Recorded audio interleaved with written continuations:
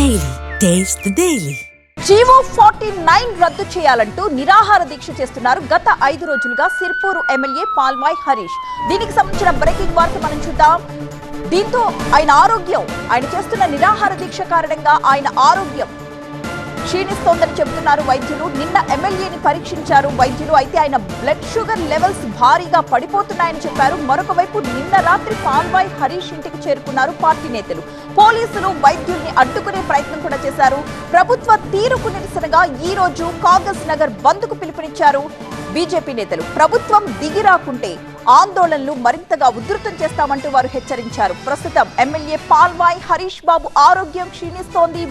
Sugar levels పడిపోతున్నాయని doctors చెబుతున్నప్పటికీ కూడా అక్కడ పోలీసుల్ని కానీ డాక్టర్స్ ని కానీ లోపలికి రానివ్వకుండా వాళ్ళు అడ్డుకుంటున్నారని చెప్తున్నారు. జీవో 49 ని రద్దు చేయాలంటూ గత 5 రోజులుగా నిరాహార దీక్షలో ఉన్నారు సిర్పూర్ ఎమ్మెల్యే.